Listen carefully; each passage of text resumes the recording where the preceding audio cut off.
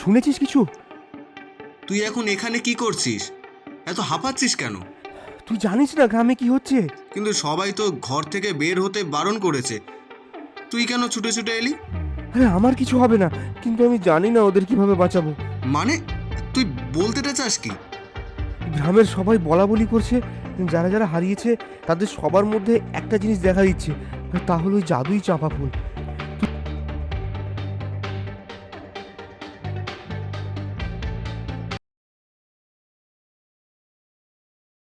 মিঠুপুর গ্রামের সবথেকে চর্চিত দুই বন্ধু বিনয় ও অমল।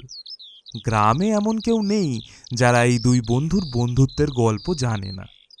সুখ দুঃখ সব কিছুতেই তারা একে অপরের পাশে সব সময় থেকেছে, যেন এই দুই বন্ধুই একে অপরের পরিবার। কিন্তু সব কিছু ভালো থাকলেও এই দুই বন্ধুরই আর্থিক অবস্থা কখনোই ভালো হতে চায় না। যত সময় যায় ততই যেন অভাব বাড়তেই থাকে। একদিন সেটা নিয়েই বিনয় আর অমল নিজেদের মধ্যেই কথা বলতে থাকে। জীবনটা অন্যরকম হয়ে গেল রে অমল। ব্যবসাটাও মন্দা চলছে, কিভাবে যে দিনগুলো কাটাবো বুঝতে পারছি না। কেন রে? তোর তো সব ঠিকই চলছিল, হঠাৎ করে কি হলো? সব ঠিকই চলছিল রে বন্ধু, কিন্তু হঠাৎ করেই কার যে নজর লাগলো, সব এলোমেলো হয়ে গেল। নজর? খারাপ নজর? তোর উপর মানুষের খুব খারাপ নজর পড়েছে। এত সহজে তুই মুক্তি পাবি না। একমাত্র জাদুর চাপা ফুলই পারে তোকে বাঁচাতে, না হলে কেউ তোকে বাঁচাতে পারবে না। আপনি কে বাবা? সত্যি কি নজর লেগেছে আমার উপরে? বাদ দে রে, ওনার কথা শুনিস না। কালকে কখনো কেউ আটকাতে পেরেছে? কখন কে না শুনে এড়িয়ে যেতে পেরেছে? সময় হলে যা ঘটার সে তো ঘটবেই। আমাকে যে তোমার দরকার পড়বে, আজ হোক বা কাল। মূর্খ মানব। বুড়ো বাবার কথা শুনে বিনয় সত্যি সত্যিই ভয় পেয়ে যায়, কিন্তু আমাদের অমল এসব কিছু মানে না, তাই সে এই সমস্ত কথাকে কানেই নেয় না আর বিনয়কে নিয়ে সেখান থেকে চলে যায়। কিন্তু বিনয়ের মধ্যে সেই বুড়ো বাবার কথাগুলো যেভাবে দাগ কেটেছে, সে চেয়েও কথাগুলো ভুলতে পারছিল না। পুরো রাস্তা আসার সময় বিনয় বুড়ো বাবার কথাগুলোই ভাবতে থাকে। উনি কি সত্যি বলেছেন? সত্যি কি এসব ঘটে? যদি সত্যি ঘটে আমি কি করব? কি রে, আবার বাবার কথা ভাবতে বসে গেলি? আরে বাদ দে তো, এসব কথা মনে রাখতে নেই। তুইও না, যে যা বলবে সেটা নিয়ে ভাবতে বসলে হবে? আমাকে দেখেছিস, আমি এসবে কান দিই না, তুইও দিবি না। এখন চল, আর দেরি করিস না। বৌদি বাড়িতে বসে রয়েছে, দুপুরে খাবারও তো খাসনি, খেতে হবে তো নাকি? চল চল। কি গো, খাবারটা খাও। কখন থেকে খাবার নিয়ে বসে রয়েছো? কি হয়েছে গো তোমার? এভাবে যদি না খাও তাহলে শরীর ঠিক থাকবে? আমাদের সব কিছু তো তোমাকে নিয়ে।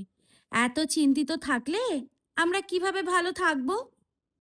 বুঝতে পারছি না গিন্নি, কি করব। ব্যবসায় যা মন্দা চলছে, দুদিন পর তো খাবারে টান পড়বে। অত বড় মুখ করে তোমাকেই বাড়িতে নিয়ে এসেছি, তারপর যদি তোমাকে ভালোই না রাখতে পারলাম, তাহলে আমি আমি কেমন স্বামী?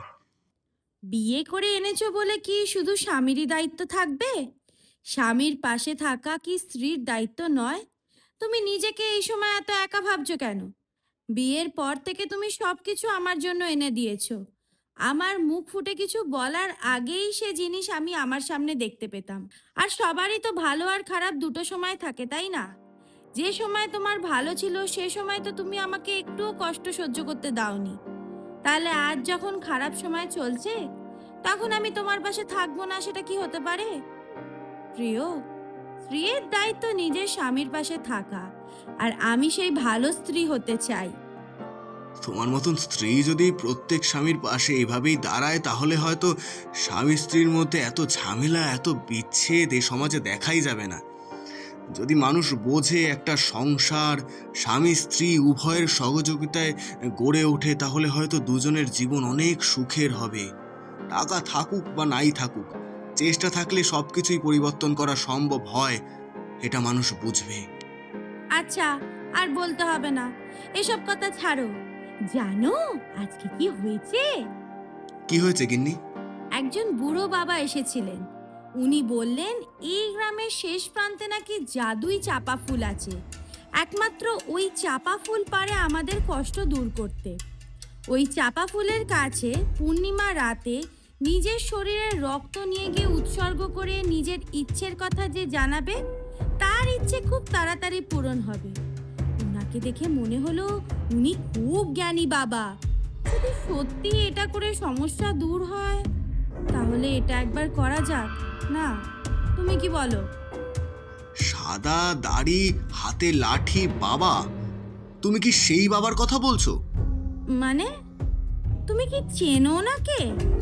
না, আজ সকাল অবধি তো তাকে চিনতাম না, কিন্তু আজ যখন আমি অমলের সাথে এইসব ব্যাপারে কথা বলছিলাম, ঠিক সেই সময় উনি আমাকেও জাদুই চাপা ফুলের কথা বলেন। আর তোমাকে যে উনি বলেছেন, আমাকেও একই কথা উনি বলেছেন। তাহলে কি করবে? যাবে ভাবছো? একবার চেষ্টা করে দেখবে? ঠিক আছে, আজকে তো পূর্ণিমা, তাই না? আজকেই তবে যাব।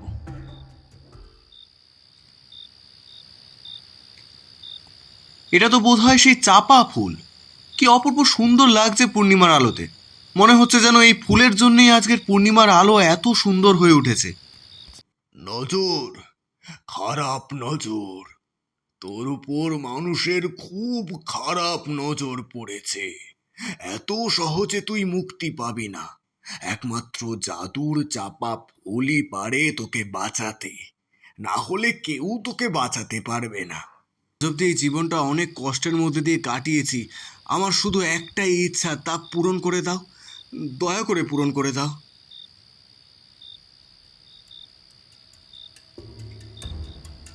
এটা কিসের সুতো? গাছের সাথে বাঁধা কেন? এটা কি গাছ? কি গো, শুনছো?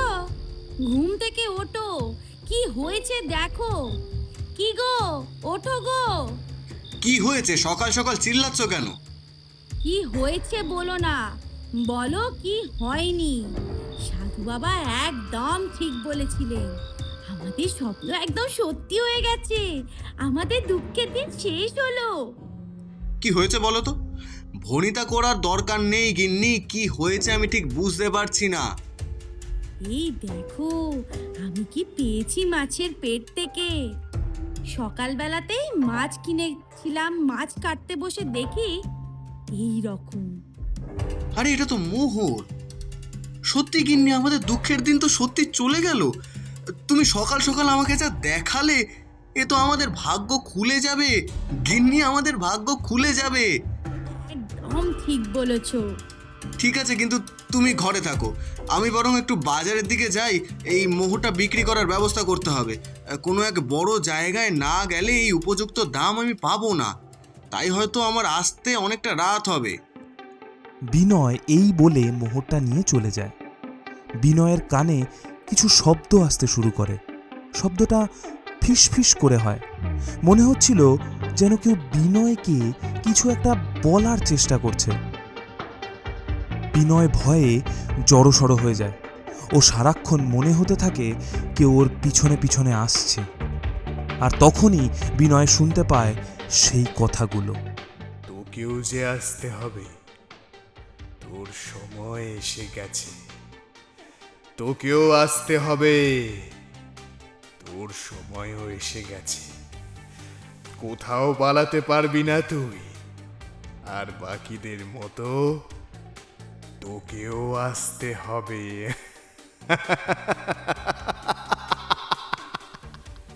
এ সমস্ত কথা শুনে বিনয় দৌড়ে বাড়ির দিকে রওনা দেয়। জীবন যেন তখন তার হাতে। কি বলবে, কি করবে, কিছুই যেন সে আর বুঝতে পারছে না। ভয়ে যেন তার জীবনটাই শেষ হতে চলেছে। কোনো মতে ছুটতে ছুটতে সে বাড়ি পৌঁছয়। সময়টা তখন ঠিক সন্ধেবেলা। লক্ষ্মী কাজ করছে। লক্ষ্মীকে দেখে বিনয়ের মন একটু শান্ত হয়। কিভাবে নিষ্পাপ একটা মেয়ে তার জন্য সব কিছু ছেড়ে শুধুমাত্র তাকে ভালো রাখার জন্য কাজ করে চলেছে। এসব ভাবতে ভাবতেই বিনয়ের মন ভারী হয়ে যায়। কি গো, কাজ হলো? অনেকটাই তো দেরি হয়ে গেছে, খিদে পেয়ে গেছে নিশ্চয়। খিদে তো খুবই পেয়েছে গিন্নি, তবে যে কাজটার জন্য গেছিলাম সেই কাজটা আর করা হয়ে উঠল না। জানো, গ্রামে একটা বিপদ হয়ে গেছে। গ্রামে বহু মানুষকে খুঁজে পাওয়া যাচ্ছে না কাল রাত থেকে। সে কি? এসব কি বলছো তুমি? আমি ঠিকই বলছি গো, কালকে রাতের পর থেকে অনেকজনকে খুঁজে পাওয়া যাচ্ছে না।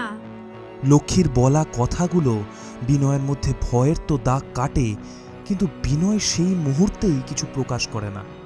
সে তার ভয়কে নিজের মধ্যে লুকিয়ে নেয় এবং স্বাভাবিকভাবেই লক্ষ্মীর সঙ্গে কথা বলতে শুরু করে।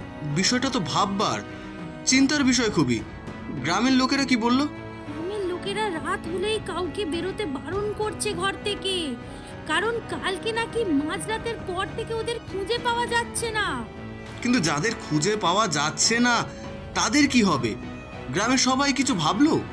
হ্যাঁ, সবাই মিলে খুঁজতে বেরিয়েছে। তবে আজকে যাতে কোনো বিপদ না হয় তার জন্য সবাইকে এখন আপাতত ঘরের মধ্যেই থাকতে বলেছে। সেই জন্যই আমার খুব চিন্তা হচ্ছিল যে তুমি কখন ফিরবে। চিন্তা করো না, গ্রামের সবাই মিলে চেষ্টা করছি, যখন কোনো না কোনো সমাধান ঠিকই বেরোবে। শুনেছিস কিছু? তুই এখন এখানে কি করছিস? এত হাঁপাচ্ছিস কেন? তুই জানিস না গ্রামে কি হচ্ছে? জানি, গিন্নি এখনই বলল, কিন্তু সবাই তো ঘর থেকে বের হতে বারণ করেছে। তুই কেন ছুটে ছুটে এলি? আরে আমার কিছু হবে না, কিন্তু আমি জানি না ওদের কিভাবে বাঁচাবো। মানে তুই বলতেটা চাস কি? গ্রামের সবাই বলা বলি করছে, যারা যারা হারিয়েছে তাদের সবার মধ্যে একটা জিনিস দেখা দিচ্ছে, তা হলো ওই জাদুই চাঁপা ফুল। তুই জানিস ওই জাদু চাঁপা ফুলের কাছে যারা যারা প্রার্থনা করেছে প্রত্যেককেই খুঁজে পাওয়া যাচ্ছে না। আমি যে মুহূর্তে কথাটা শুনতে পেয়েছি আমি ছুটে তোর কাছে চলে এসেছি, কারণ আমার মনে আছে ওই সময় তো আমারই সামনে তোকে জাদুই চাঁপা ফুলের কথা বলছিল।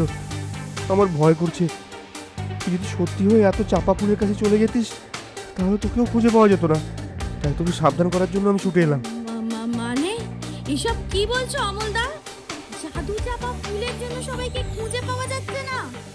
দেখো বৌদি, আমি সঠিকভাবে বলতে পারবো না, কিন্তু গ্রামের লোকেরা সবাই এটাই বলা বলি করছে যে যারা যারা হারিয়ে গেছে তারা সবাই কোনো না কোনো সময় ওই ফুলের কাছে নিজের ইচ্ছে রেখেছে এবং তাদের ইচ্ছে পূরণ হয়েছে, আর হঠাৎ করে তাদেরকে এখন খুঁজে পাওয়া যাচ্ছে না। বিনয়, তুইও কি গেছিলি ওই সাধু বাবার কথা শুনে? না না, কেন যাব? তুই জানিস না আমি এসব মানি না। যাক বাবা, নিশ্চিত হলাম, অন্তত তোর কিছু হবে না। আমার মনে হয়েছিল তুই সব মানিস না, তুই হয়তো যাবি না, তাও মনের ভয়। কি আর করবো বল, তাই ছুটে এলাম। যখন চলে এসেছো তখন কিছু খেয়ে যাও। চিন্তা করো না, কিচ্ছু হবে না। না না বৌদি, এখন খাবার সময় নেই। গ্রামের সবাই মিলে হারিয়ে যাওয়া মানুষদের খুঁজছে, আমিও যাচ্ছি তাদের সাথে। এখন খেতে গেলে আর খোঁজা হবে না। তুই খা, আমি আসছি রে বন্ধু। হ্যাঁ গো, আমার তো খুব ভয় করছে গো। তুমিও তো গিয়েছিলে ওখানে, কিন্তু এর আগেও যারা গেছিল এতদিন তাদের সাথে কিছু কেন হয়নি? হঠাৎ করে কি এমন হলো যে যারা যারা ওখানে গিয়েছিল তাদের সবাই হারিয়ে গেল? ওখানে কি কিছু ঘটেছিল? তুমি কি কিছু দেখেছিলে গো? এটা কিসের সুতো? গাছের সাথে বাঁধা কেন? এটা কি গাছ? কি গো, শুনতে পাচ্ছ না? তোমায় তো কিছু বলছি। ওখানে কি কিছু ঘটেছিল? হঠাৎ করে এইগুলো শুরু হলো কেন? লক্ষ্মীর ডাকাডাকিতে বিনয়ের চেতনা তো ফেরে, কিন্তু সে কোনোভাবেই এবারও নিজের ভয় প্রকাশ করতে পারে না, আর কোনো ঘটনা কাউকে বলেও উঠতে পারে না। না না, কি আর ঘটবে? কিছুই ঘটেনি। চলো, আজকে বড্ড ক্লান্ত হয়ে পড়েছি, ঘুমিয়ে পড়ি এবার। এমনিও ঘরের বাইরে যেতে সবাইকেই বারণ করেছে, তাই বাইরে তো যেতে পারবো না, আর শরীরটাও চলছে না। আমি ঘুমোলাম। মানুষটা তো এমন না অন্যের বিপদে সে ছুটে যায় না, সেরকম নয়। তাহলে আজকে কি হলো? সেরকম হয়ে গেল কেন? শরীর কি খুবই ক্লান্ত, নাকি আমার কাছ থেকে কিছু লুকোচ্ছে? জানি না মানুষটার মনের মধ্যে এখন কি চলছে।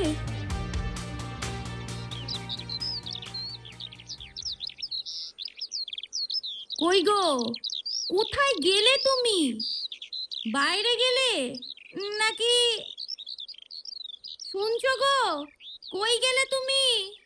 কই গেলে? তাহলে কি? ও হে ঈশ্বর, এবার আমি কি করব? আরে বৌদি, তুমি? বিনয় কোথায়? তোমাকে এত চিন্তিত দেখাচ্ছে কেন? অনেক বড় বিপদ হয়ে গেছে অমলদা। তোমাকে যে আমি কি বলবো, কিভাবে বলবো, কিছুই বুঝতে পারছি না। কিন্তু এখন এই মুহূর্তে তুমি ছাড়া কেউ আমাকে সাহায্য করতে পারবে না। মানে তুমি কি বলতে চাইছো বৌদি? তাহলে কি বিনয়? হ্যাঁ, তুমি কালকে একদম ঠিক বলেছিলে। তোমার বন্ধু গেছিল সেই চাপা ফুলের কাছে, আর তারপর থেকে ঘটনাগুলো ঘটতে শুরু করে। আমি কালকে রাত্রে বেলা তো জিজ্ঞেস করেছিলাম তোমার বন্ধুকে যে ওখানে এমন কিছু ঘটেছে কিনা যার জন্য এসব ঘটছে, কিন্তু তোমার বন্ধু পুরোটাই অস্বীকার করে। তবে আমি তোমার বন্ধুকে যতটা চিনি, ও এমন মানুষ নয়। মানুষের বিপদে সব সময় ঝাঁপিয়ে পড়ে, নিজের কথা ভাবার আগে। সেখানে কালকে শুধুমাত্র নিজের কথা ভেবে প্রচুর চাপ শুয়ে পড়ল। সেটা দেখে আমি অবাক হয়ে গেছিলাম। আমার মনে হচ্ছে তোমার বন্ধু যখন ওখানে গিয়েছিল কিছু একটা করতে ছিল, যার জন্য এইসব হচ্ছে। তোমার বন্ধুকে ফিরিয়ে আনো আমার কাছে। আমার কাছে আপন বলতে শুধু ওই আছে। আমাকে সাহায্য করো অমলদা, আমাকে সাহায্য করো। তুমি শান্ত হও বৌদি। আমরা অনেক খুঁজেছি, আমাদের হাতে কিছু নেই। একমাত্র একজনই পারে এই মুক্তির পথ বলে দিতে। সেটা সেই সাধু বাবা যার সাথে আমাদের দেখা হয়েছিল। উনি পাহাড়ের অপর প্রান্তে থাকেন। তোমাকে ওখানেই যেতে হবে। সেখানে গিয়ে সেই সাধু বাবাই পারবে তোমাকে এর থেকে মুক্তির উপায় বলে দিতে। বাকি গ্রামবাসী কেউ সাহসটা পায়নি, তাই আর কেউ যায়নি। তবে আমি আমার বন্ধুর জন্য যাব। তুমি আমার সাথে চলো বৌদি। নিজে স্বামীকে খুঁজে না পেয়ে লক্ষ্মী পথ হাঁটতে শুরু করে শুধুমাত্র স্বামীর কাছে যাওয়ার জন্য। অমলও নিজের বন্ধুর জন্য সব কিছু ছেড়ে বন্ধুকে খুঁজতে বেরিয়ে যায় লক্ষ্মীর সাথে। অমলদা, আমি যে আর পারছি না। এত পাহাড়ে চড়া রাস্তা, আর কত দূর দাদা? আমি যতটুকু জানি এখান থেকে আর খুব বেশি দূর নয়। আমরা খুব তাড়াতাড়ি সাধু বাবার কাছে পৌঁছে যাব।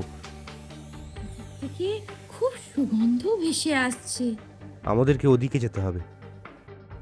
কি হয়েছে? কি চাই তোমাদের? অনেক বড় বিপদে পড়েছি সাধু বাবা। সেদিন যে আপনার কথা শুনি ওই জাদু ফুলের কাছে গিয়েছিলাম, তারপর সব যেন অন্যরকম হয়ে গেল। আমার স্বামীকেও খুঁজে পাচ্ছি না বাবা। প্রার্থনা করেছিল, একজন লোকেরও খোঁজ পাওয়া যাচ্ছে না। আমাদের উপায় বলে দিন বাবা। চিঠির লিখন খন্ডাবে কে? যা লেখা আছে কপালে তাই তো ভুগতেই হবে। তার যে আসার সময় হয়ে গেছে, তাই সেই ভিডিও গান আমারও ভাঙার উপায় নেই। কে বাবা? কার কথা বলছেন আপনি? সে তোদের গ্রামেরই একজন, তবে এখন সে তোদের গ্রামে থাকে না। এখান থেকে প্রায় এখনো অনেকটা হেঁটে পাহাড়ের ওপার প্রান্তে ময়ূরাক্ষী জঙ্গলে এক বট গাছের নিচে তোরা তাকে দেখতে পাবি। কিন্তু বাবা, কোন বট গাছ? কিভাবে তাকে চিনব? কিভাবে আবার চিনবি? যেভাবে এখন আমাকে চিনলি সেভাবেই তোকে চিনতে হবে তাকে। মনে রাখিস, সে এতটাই পবিত্র, যদি দুজন অনেক দূর থেকেও তাকে দেখিস বুঝতে পারবি যে তার উপস্থিতি রয়েছে সেখানে। আমাদেরকে আশীর্বাদ করুন বাবা, যাতে আমরা খুব তাড়াতাড়ি ওনাকে খুঁজে পাই। চিঠির লিখন খণ্ডানোর ক্ষমতা তো আমারও নেই রে। সময় হলে তার দেখা তোরা ঠিকই পাবি। এখন যা, দেরি করিস না, তোদের হাতে বেশি সময় নেই। লোভ, লোভ, কেন যে এমন করলাম? আজ আমি না বললে উনি যেতেন না এই সবে। আজ আমার জন্য ওনার এত বড় বিপদ হয়েছে। মন খারাপ করো না, আমাদের এই সমস্যার সমাধান খুঁজতে হবে, আমাদের ওকে বাঁচাতে হবে। এখন তাড়াতাড়ি চলো, জানি না ওনার সাথে কখন দেখা হবে। ময়ূরাক্ষী জঙ্গলে তো চলেই এসেছি, এবার শুধু ওনাকে খুঁজতে হবে। হ্যাঁ, এবার কি তবে অমল আর লক্ষ্মী সেই সাধু বাবার দেখা পেল? সাধু বাবার আসল পরিচয়টা কি? সত্যিই কি লক্ষ্মী নিজের স্বামীকে এই অভিশাপ থেকে মুক্ত করতে পারবে? কি হবে এরপর ওদের জীবনে? জানতে হলে অবশ্যই আমাদের সাথে থাকতে হবে আর অপেক্ষা করতে হবে এই গল্পের পরবর্তী পর্বের জন্য। ততক্ষণের জন্য বিদায় বন্ধুরা। আমাদের আজকের গল্পের এই পর্ব যদি তোমাদের ভালো লেগে থাকে অবশ্যই গল্পটিকে একটি লাইক দিও আর তার সাথে সাথে আমাদের চ্যানেলটিকে সাবস্ক্রাইব করে দিও, যাতে আমরা যখনই পরবর্তী পর্ব চ্যানেলে আপলোড করব সবার প্রথমেই আপনাদের কাছে পৌঁছে যায়। সবাই ভালো থাকবেন, সুস্থ থাকবেন।